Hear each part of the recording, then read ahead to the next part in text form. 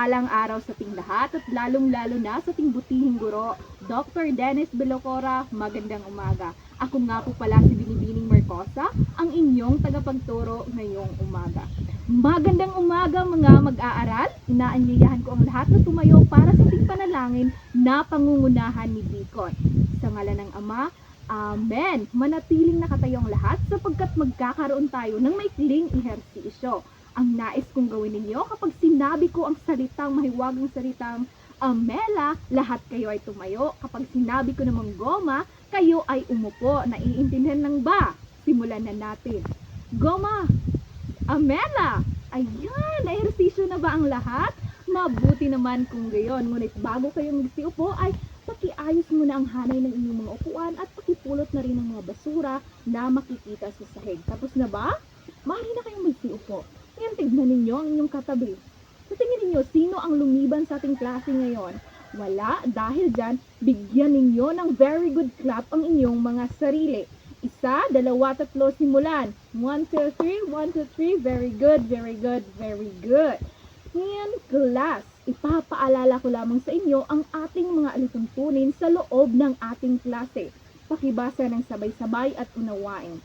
Naintindihan lang ba ang ating mga alituntunin? Mabuti naman kung gayon. Sino sa inyo class ang nakakaalala pa tungkol sa paksang tinalakay natin noon nakaraang pagkikita? Elo? Very good. Tama ba ang sagot ni Elom Binibining Gundaw? Napakahusay dahil dyan sabay-sabay nating bigkasin ang ating paksang tinalakay noong nakaraang pagkikita. 1, 2, 3, simulan. Napakahusay class, talaga namang napakatalas ng inyong mga memorya. Ngayong umaga ay magkakaroon tayo ng panibagong paksang tatalakayin. Ang nais kong gawin ninyo ay pagmasdan ninyo ang bagay na nasa harapan. Bigyan ko lamang kayo ng 3 minuto. Tapos na ang 3 minuto. Ginoong Lanaha, ano ang napansin mo sa harap? Tama, iyan ay bulaklak. Sige, ano pa? Enoferio? Bulaklak na gumamela. Ayan, base sa aking mga katanungan, sa tingin ninyo, ano kaya ang paksang tatalakayin natin ngayong umaga? Sige, Ginoong Palomar? Tignan natin kung tama ba ang kasagutan ni Ginoong Palomar class. Tama, ang ating paksang tatalakayin ngayong umaga ay tungkol sa alamat ng gomamela. Ngunit bago natin sabay-sabay na lalakbayin ang alamat na ito, ay aalamin muna natin ang mga alituntunin sa ating klase. Una ay ang natutukoy ng mga mag-aaral ang alamat ng gomamela. Pangalawa ay nakapagsasadula ang mga mag-aaral tungkol sa alamat ng gomamela. At ang panghuli ay napahahalagahan ng mga mag-aaral ang alamat ng gomamela sa pang-araw-araw na buhay. Ngayon, class, base sa pinagbasdan ninyo dito sa harap, ano ang nakikita ninyo? Kung ihahambing mo ito sa isang bagay, ano kaya ito? Tama, ito ay napakaganda. Ano ang kulay ng gumamela? Tama, ito ay pula. Alam ba ninyo, class, na sa likod ng napakaganda at mahalimuyak na gumamela na ito ay may tagong mahiwagang alamat?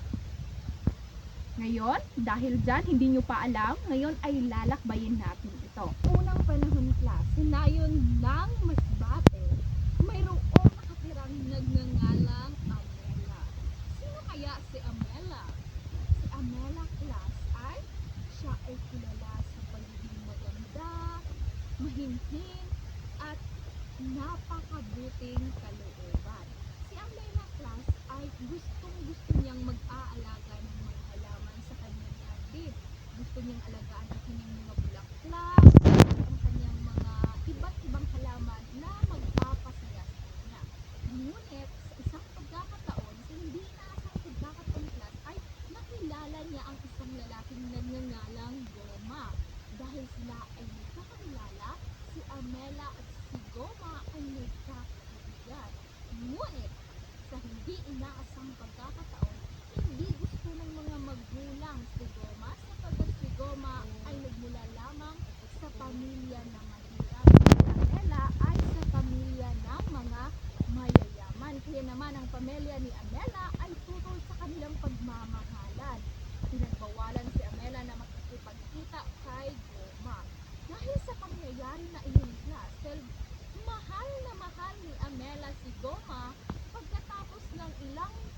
buwan na hindi sila nakikita ni Goma, si Amela ay nalungkot.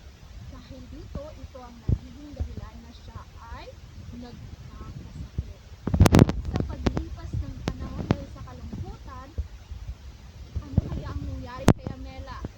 Sige, nawanaw? Tama, siya ay nagkasakit at tuluyan ng nagpaalam. Dahil sa nabalitaan ni Goma Class, napakasakit sa kanyang damdamin. Kaya pumunta siya kay Amela sa libing ni Amela at dinala niya si Amela sa kanyang hati.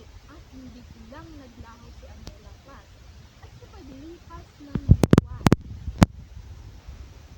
tumubo ang halaman na itatlas. Ito ang kasaysayan sa pag-iibigan na Goma at Amela.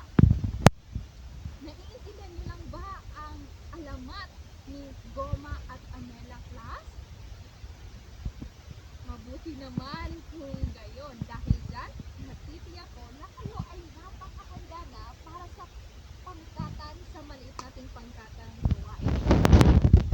Ngayon naman, dyan, nais ko magbilang kayo ng 1 hanggang 4 mula sa likod. Simulan Ginoong Lanaha. Meron na bang grupo ang lahat? Ngayon, pumunta dito sa harap ang unang grupo, pangalawang grupo, pangatlo at panghuling grupo. Nasa grupo na ba ang bawat isa? Napakahusay. Dahil dyan, ang gagawin nito, makibasa lamang ang paksa. Naintindihan lang ba? Wala nang mga katanungan? Mabuti naman kung gayon. Bibigyan ko lamang kayo ng 5 minuto para sa paghahanda at 3 minuto para sa presentasyon. Ayan, tapos na ang 5 minuto. Oras na para sa presentasyon. Unang grupo, pumunta na dito sa harap. Napakahusay ng unang grupo. Class, ay naman, bigyan natin sila ng hawak mo ang beat class. Hawak mo ang beat club class. Sige, bigyan natin sila. Sa pagbilang ko ng 3, 1, 2, 3, 1, 2, 3, hawak mo ang beat. Ayun, napakahusay. Ngayon, tunghayan naman natin ang pangalawang grupo class. Pumunta na dito sa harap. Napakahusay din yung pangalawang grupo class. Dahil dyan, bigyan natin sila ng Aling Janisha clap. 1, 2, 3, 1, 2, 3. Very good, very good, very good. Ngayon, kaya naman natin ang pangatlong grupo. Napakahusay din ang mga grupo class. Dahil dyan, bigyan natin sila ng Darna clap. 1, 2, 3, 1, 2, 3, ding, ang bato. Darna! Ngayon, kaya natin ang panghuling grupo. Napakahusay ng panghuling grupo class. Dahil dyan, bigyan natin sila ng perfect clap. 1, 2, 3, 1, 2, 3, perfect! Napakahusay ninyo class. Dahil dyan, nais mo bang malawak man ang inyong kabuwang marka? Kayong lahat ay nakakuha ng kabuwang puntos sapagkat ibinigay ninyo ang lahat ng inyong makakaya. Kaya naman, natitiyak ko na kayo ay napakahanda na sa ating katanungan. Ngayon class, sa loob ng kahon na yan ay may nakapaloob na 3 mga katanungan. Kaya naman ipapasa ito kapag huminto ang musika, kung sino man ang nakahawak sa kahon ay siyang sasagot sa katanungan. Naintindihan mo ba? Ayan, napakahusay ninyo class sapagkat nasagutan ninyo ang 3 nating katanungan at siyak na kayo ay napakahanda na sa maikli nating pagsusulit. Ngayon, kumuha kayo ng sangkapat na papel at sagutan ang mga sumusunod. Bibigyan ko lamang kayo ng 10 minuto para sa pagsagot. Tapos ng 10 minuto, ipasa na sa harap ang inyong mga papel sa pagbilang ko ng 10. 1, 2, 3, 10. Ayan, narito na ba ang papel? Mabuti naman kung gayon. Ngayon, nais kong kumuha kayo ng inyong mga kwaderno at isulat ang ating takdang aralin. Tapos na ba ninyong isulat? Mabuti naman kung gayon. Ngayon, maaari bang tumayo ang lahat? Maraming salamat